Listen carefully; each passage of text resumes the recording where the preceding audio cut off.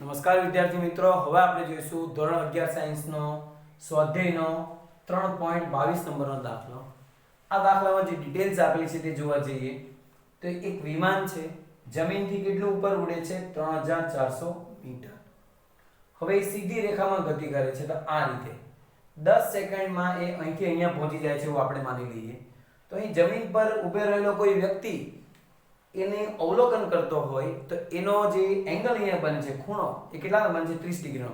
કોઈને એમ થાય કે કેવી રીતના બને, તો અહીં પ્લેન છે આ રીતે અને આમ પાસ થાય છે, તો અહીં જે વ્યક્તિ છે તે એને જોશે તો આ રીતની એની આંખ ફરશે, આ રીતે, આમથી આમ. તેનો મતલબ કે ખૂણો આંતરે છે કેટલાનો છે? 30 ડિગ્રીનો.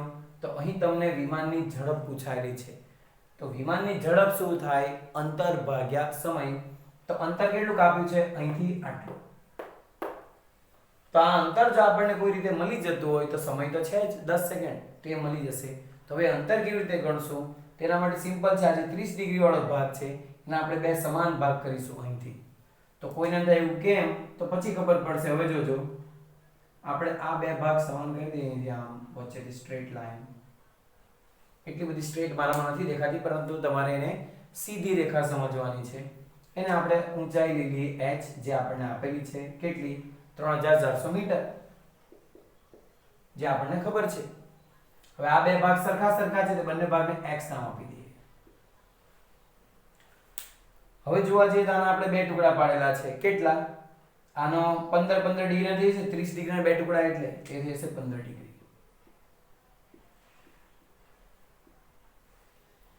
હવે આપણને જો x મળી જાય કોઈ રીતે, તો આ x ને આ x બંને સરખા છે, તો અંતર મળી જશે. અંતર ભાગ્યા સમય કરશું તો ઝડપ મળી જશે.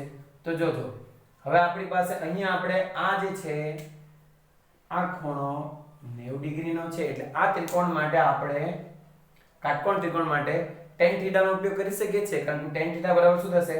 સામેની બાજુ છેદમાં પાછળની બાજુ. કારણ કે આ કર્ણ છે તો સાબા છેદમાં પાબા.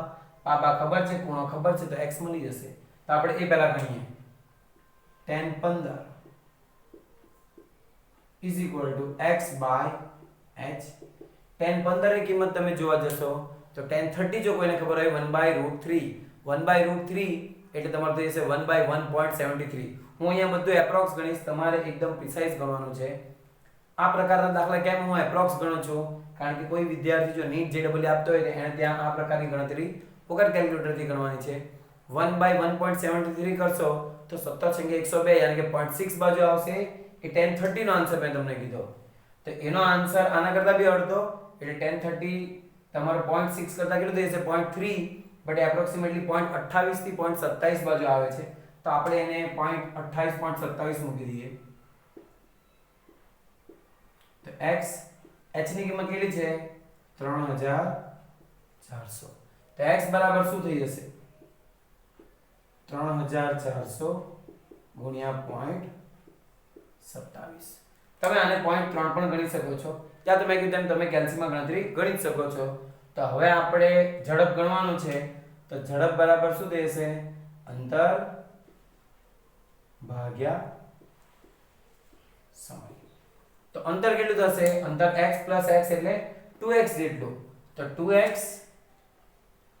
આ છેદમાં સમય t. તો 2x એટલે કેટલું? 2 ગુણ્યા x ની કિંમત 3400 ગુણ્યા 0.27 ના છેદમાં કેટલું છે? 10.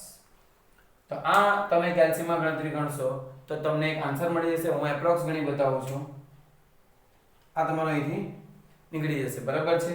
આ તમારું 34 દુ 68 એટલે 680. યા તો એવી રીતે પણ નહીં ગણવું હોય તો જોજો, આમ ગણજો. આને 0.3 ગણી લો. 0.3 ની જગ્યાએ અત્યારે આપણે એને ગણી લઈએ છે 3, કારણ કે એક 0 અહીંયા મળી જશે એટલે થઈ જશે 2.7. 2.7 ની જગ્યાએ આપણે એપ્રોક્સ ગણવું હોય તો કેટલું ગણી લેવાનું? 3. તો 3 ગુણ્યા આ 34 તે કેટલું થશે? 30 તારી 90 ને 4 તારી 12 એટલે 102. તો એ 102 ગુણ્યા તમારે આ રહ્યો જે છે આ 30 તારી 90 ને 4 તારી 12 એટલે થઈ જશે તમારું 102. 102 ગુણ્યા 2 એટલે તમારું કેટલું થઈ જશે? તમારું 204. કે એપ્રોક્સિમેટલી તમારો જવાબ થઈ જશે 204 મીટર પર સેકન્ડ.